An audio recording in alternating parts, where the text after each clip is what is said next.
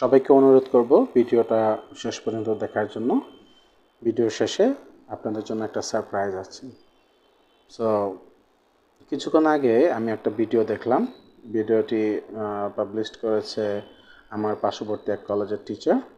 So ওই ভিডিওটার ব্যাপারে একটু কথা বলবো।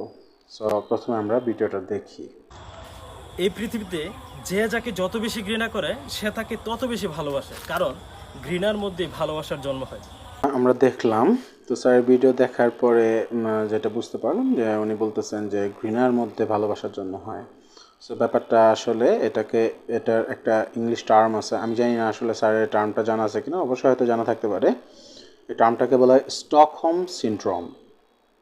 সো স্টকহোম সিনড্রোম মানে হচ্ছে একটা মানুষকে আপনি পছন্দ করেন না, কিন্তু ওই মানুষটার সাথে থাকতে থাকতে ওই মানুষটাকে ভালোবেসে ফেলা, মানে ঘৃণার মধ্যে ভালোবেসে ফেলা।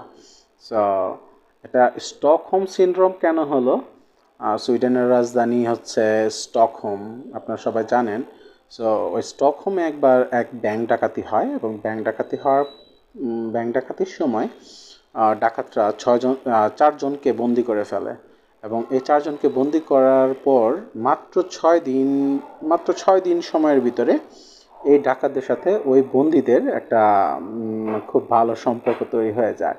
মানে এমন সম্পর্ক তৈরি হয়, পরবর্তীতে কোর্টে যখন তাদেরকে তোলা হয় তো তখন ওই বন্দি যারা ছিল তারা ওই ডাকাতদের পক্ষে কথা বলতেছিল।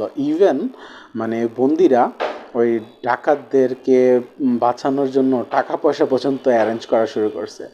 সো দ্যাটস দ্য থিং, এটাকে বলে স্টকহোম সিনড্রোম, ঘৃণার মধ্যে ভালোবাসা জন্মানোর যে ব্যাপারটা।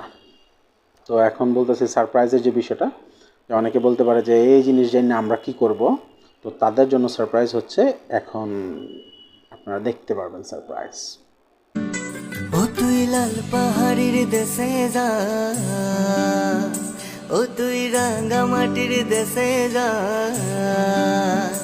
ও তুই লাল পাহাড়ির দেশে যা, রাঙ্গা মাটির দেশে যা, এখানে তোকে মানাইছে নাই রে।